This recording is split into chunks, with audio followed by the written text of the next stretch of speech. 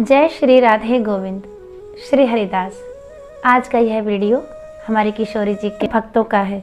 अगर आप मेरे चैनल पर नए हैं तो चैनल को सब्सक्राइब जरूर कर लें, और अगर आपको वीडियो अच्छी लगती है तो उसे लाइक और शेयर भी करें और कमेंट भी करें जैसे भी आपको वीडियो लगती है। और कुछ नहीं तो कम से कम राधे राधे तो ज़रूर लिख दें। तो अब हम अपनी कथा शुरू करते हैं। बहुत समय पहले की बात है, एक संत थे जो वृंदावन में रहा करते थे। श्रीमद् भागवत महापुराण में उनकी बड़ी निष्ठा थी। उनका नियम था कि वह हर रोज़ एक अध्याय का पाठ करते और राधा रानी जी को अर्पण करते। वो संत कहीं आते जाते भी नहीं थे। लोग भक्ति भाव में उनको कुछ ना कुछ खाने पीने का उनकी कुटिया पर ही दे जाते थे। वो संत भी अपनी कुटिया में बैठे बैठे या तो राधा रानी का नाम जपा करते या फिर श्रीमद् भागवत का पाठ करते रहते। ऐसा करते करते उन्हें सालों बीत गए, पर एक दिन भी ऐसा नहीं था जब उन्होंने राधा रानी को भागवत का अध्याय नहीं सुनाया। अब उनकी कुछ उम्र भी हो चली थी। एक दिन जब वो भागवत का पाठ कर रहे थे तो उन्हें अक्षर बहुत धुंधले दिखाई दे रहे थे। थोड़ी देर बाद तो दिखना और भी कम हो गया।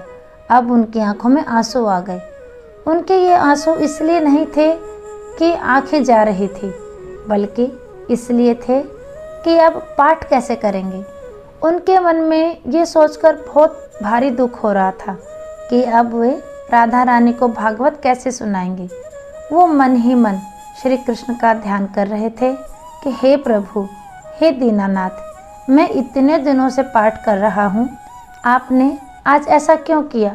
अब मैं कैसे राधा रानी जी को पाठ सुनाऊंगा। रोते रोते सारा दिन ढल गया और शाम हो गई। उस दिन उन्होंने कुछ खाया पिया भी नहीं, क्योंकि उनका नियम था कि वो श्रीमद् भागवत का पाठ राधा रानी को सुनाकर और उन्हें अर्पित कर कर ही खाना खाया करते थे। तभी उनके दरवाजे पर एक दस्तक हुई। वैसे ही उन्हें धुंधला दिख रहा था। वे बड़ी मुश्किल से दरवाजे तक पहुँचे और बोले, कौन है। एक बालक की आवाज़ आई।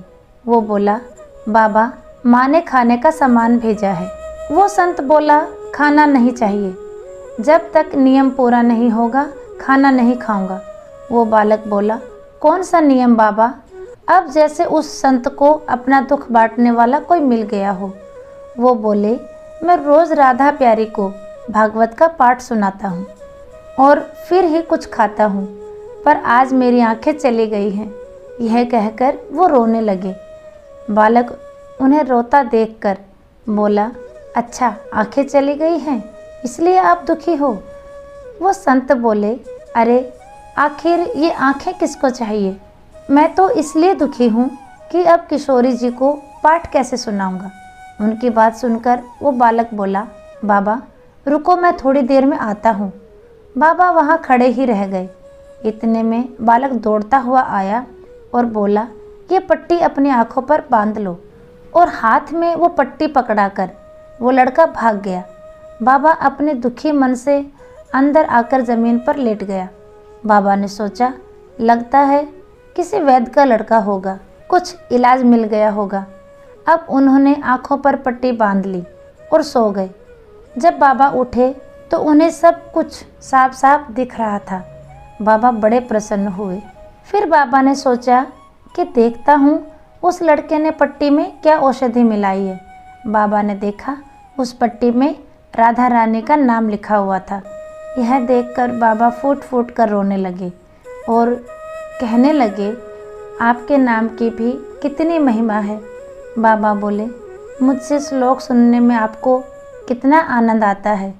बाबा बहुत खुश थे। पूरे उत्सव के साथ वो जल्दी से उठे और स्नान आदि कर कर पाठ करने बैठ गए। आज उनकी आवाज़ में एक अलग ही खनक थी, और होती भी क्यों ना, क्योंकि स्वयं किशोरी जी और बांके बिहारी जी की उन पर असीम कृपा थी। प्रेम से बोलो, राधा रानी की जय, श्यामा प्यारी की जय। सभी प्रेम से बोलो, राधा रानी की जय, श्यामा प्यारी की जय। हमारी राधा रानी की कृपा किस किस पर है बताइएगा ज़रूर। और अगर आपको यह वीडियो अच्छा लगा है तो इसे लाइक, शेयर और चैनल को सब्सक्राइब जरूर कर लीजिए। फिर मिलेंगे अगले वीडियो में, तब तक के लिए प्रेम भरी राधे राधे।